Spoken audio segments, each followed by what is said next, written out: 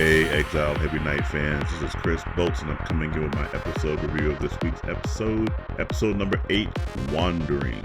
This episode absolutely was an improvement over last week's episode. We still did get that whole entire lifting of last week's ending and just beginning this week's episode, but it's not as long as it was. In fact, this episode started right on the 3-minute 20 mark. Yes, I am keeping track of all that time. And then we do get a repeat scene right in the middle. In fact, I just skipped over the repeat scene. I guess if this was a television show, there will be an ad break right there. So on the other side of the ad break, they repeat the entire thing. And I just said, you know what, I'm just going to skip over that and just go right to the next section right after the ad break. And then we have about, I want to say about a minute 40, at the 21 minute 40 second mark is when the end credits roll. So 23 minutes 40 seconds is how long this episode is. 2 minutes there, 3 minutes 20 seconds, so that's 5 minutes 20 seconds, and then about a repeated scene in the middle for another 30 seconds. So we say it came in about 6 minutes of padding on this episode. So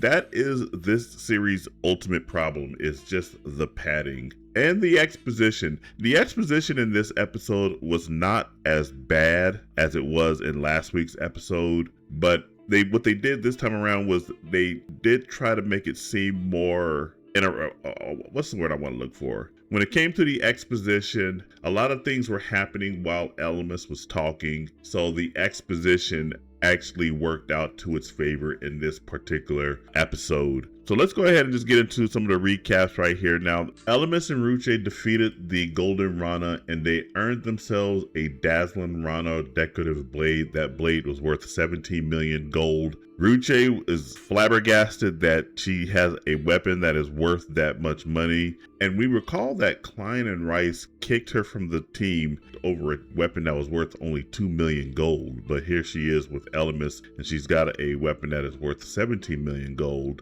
Elymas decides that he wants to farm one more time for another Golden Rana, and they got very lucky. They found another Golden Rana, but this time around, Ruche kept missing a lot. Took a while. After about 3 hours of fighting, she finally landed the big crit on her dice thrust. She rolled a 6, which gives her a guaranteed crit. If you want to understand all the strategies behind that, you can go and take a look at last week's episode. It'll talk about all the different types of skill sets that get involved, and that she gets a guaranteed crit that defeats the Golden Rana. Elymas gained an additional 3 levels. He leveled up to level 33, and Ruche, she leveled up again. She leveled up to level 31. And then on top of that, she also got another Golden Rana Dazzling Rana decorative blade. So now they have 2 blades that are worth 34 million gold. While they're chit-chatting over the blade, Ruche hears a crying baby. Elymas realizes that the Dream Lord, the dungeon boss, is wandering. Normally, the Dream Lord stays in one spot, but every now and then they will do what's called wandering. The plan for that Elymas hatches is that both he and Ruche will quietly make for the exits, but things rarely go their way, because coming towards them are 2 adventurers who are severely injured. They are escaping from a monster that's chasing them down. That changes the entire calculus. Now Elymas decides he needs to make a stand so that these 2 injured adventurers can escape. The thing that is chasing behind them is known as a Tin Knight. This Tin Knight is traveling with 2 other Tin Knights, and those 10 knights happen to be the vanguard for the Dream Lord dungeon boss. So now Elymas is also going to tell Ruche that she needs to flee as well and help escort the 2 adventurers out of the dungeon. Ruche puts up a protest that says she needs to stay and help Elymas fight these 10 knights and fight the Dream Lord, but Elymas tells her that he can't look out for dead weight while he is trying to fight the 10 knights and potentially the Dream Lord. And that obviously hurt Ruche's feelings. She decides that she will escort the adventurers out of the dungeon and leave Elymas to his own devices to face down the 10 knights and the Dream Lord. The Dream Lord does make an appearance, known as Dream Lord Embryo. And so it's got all 4 of these creatures that Elymas must face by himself. This is going to require all of the skills that Elymas has. He first puts all of his earned skill points into his Oath of the Heavy Armor skill tree so that he can get a skill called Shield Bash. Now this Shield Bash is going to come in very handy against the weakened attacking 10 Knight. And after he uses the Shield Bash, he's going to go into using Parry. He's going to be using Disarm. All of these skills are going to have to come into play if he is to defeat any one of these enemies. After he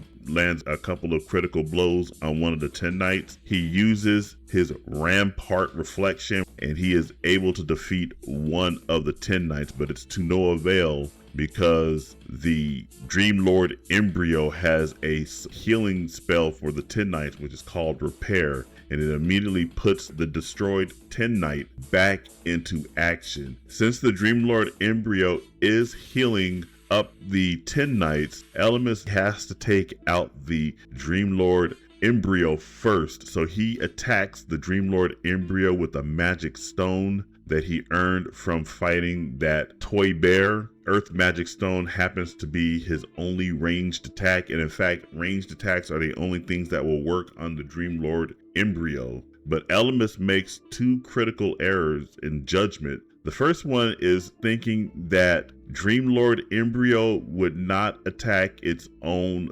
Vanguard, and the other one is that these enemies will not learn from their mistakes. They'll just continue doing the same thing over and over. And both of those prove to be a big flaw for Elymas, because the 10 Knights are learning his attacks and now they're using spacing and distancing. And on top of that, the Dream Lord Embryo does attack. It uses its own special move called Self Cutter, and it cuts right through one of its 10 Knights. It sacrifices one of its own 10 Knights to attack Elymas, and Elymas cannot avoid the attack, so he just takes it head on, and it does severe damage to him. He gets stunned, he's almost knocked out, and he's surrounded by the 10 Knights. The remaining 10 Knights are coming in to deliver the final blow, and that's when we see that Ruche has come to save Elymas from being killed. "Thanks for choosing me," she exclaims to him after she saves him.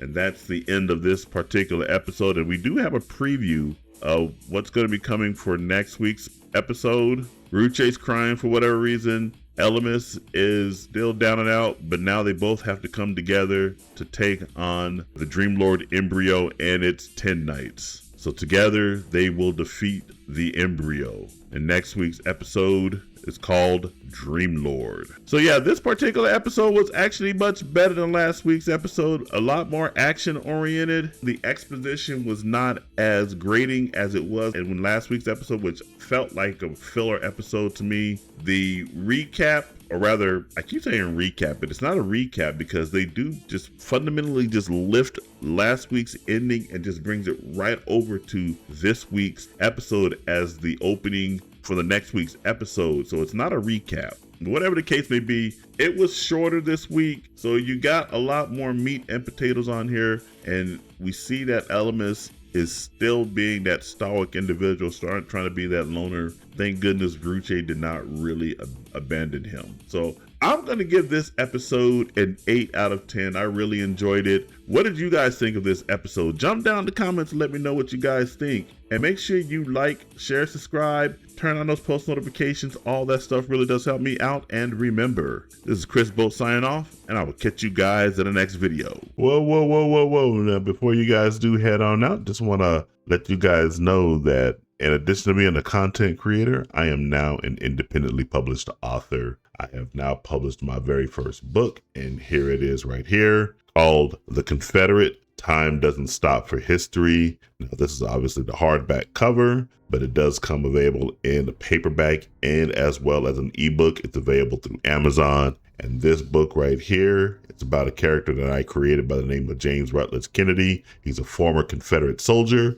and he wants to go ahead and start his life anew away from all of the troubles and travails that he has encountered ever since he survived the Civil War, as well as his time a few years afterwards. He's ready to settle down, stay out of trouble, and live a peaceful life in a fictional city called Canyon Bluffs. But unfortunately, James always runs into trouble, and it's up to him as a man to determine how he wants to handle that trouble, if he's going to run away from it or if he's going to go ahead and solve the problem. And he's going to be meeting some very interesting characters that I think you guys are going to fall in love with. This book is available again. Hardcover is $20. The paper book is $10. And if you have Kindle Unlimited, you can download it for free or purchase it for $9. Either way, I really do appreciate your guys' support. I really do hope you guys go out and check the book out. Once again, it's called The Confederate. Time Doesn't Stop for History. Let's go ahead and support your local author, support the content creator.